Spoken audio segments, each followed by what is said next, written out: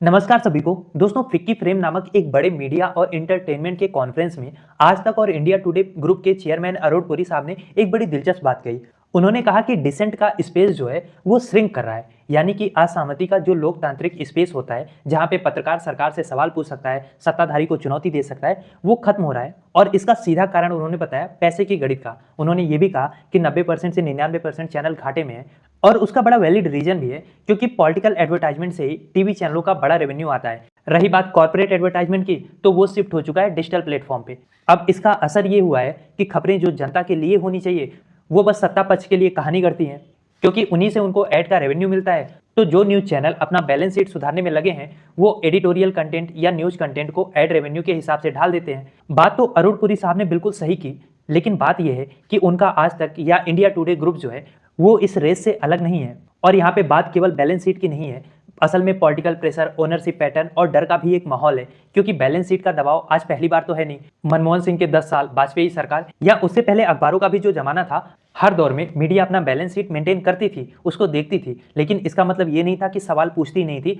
सरकार की एकदम चरण वंदना में लग जाती थी। बोफोर्स घोटाला, 2G scam, Commonwealth game, Anna Hazare का जो आंदोलन था, या फिर भ्रष्टाचार को लेकर जो 2014 में या उससे पहले आंदोलन हुए, इन सबको मीडिया ने ठीक ठाक कवरेज दिया, सरकार से सवाल पूछा, तब भी उनको अपना बैलेंस शीट देखना होता था। लेकिन बीते 10 सालों में मोदी सरकार पे कहीं भी कोई भी मीडिया हाउसेस, चाहे वो अरुण पुरी का ही क्यों ना हो, सरकार से सवाल पूछता आपको दिखा?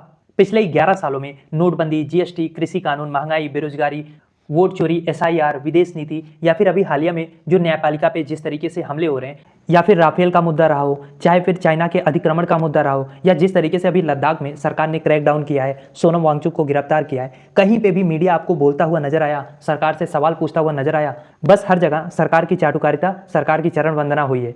अब जब इनकी क्रेडिबिलिटी खत्म हो रही है, लोग देखना बंद कर रहे हैं, तो सवाल ये भी है कि जिस चीज को लोग देख ही नहीं रहे हैं, लोगों का विश्वास ही नहीं है, वहां पे सरकार कब तक करोड़ों अरबों का ऐड देके इनको जिंदा रखेगी। इसीलिए आज जब बात पैसे की आई है, इनके न्यूज चैनल्स घाटे में जाना शुरू हो गए हैं, तब ये बाहर आके पॉलिटिकल डिसेंट की बात कर रहे हैं। क्यों नहीं ऐसा हो सकता कि आज तक जैसा बड़ा ब्रांड खुद एक अलग मिसाल कायम करे, बिना डर के, बिना फेवर के न्यूज चलाना शुरू करे, तब इनके पास थोड़ा सा अधिकार आएगा क्रेडिबिलिटी पे बात करने का। अब मेरा सवाल आपसे ये है कि आपको क्या लगता है, क्या भारत की टीवी न्यूज चैनल में आने वाले समय में अपनी बैलेंस शीट को बचाने के लिए और जो बचा कुचा थोड़ा बहुत पॉलिटिकल डिसेंट है वो भी खत्म हो जाएगा, या वाकई में अब कोई ऐसा न्यूज चैनल सामने आएगा जो बिना डरे सच बोल सकेगा, सरकार से सवाल कर सकेगा, चाहे भले ही उसकी बैलेंस शीट कितनी भी हिल जाए?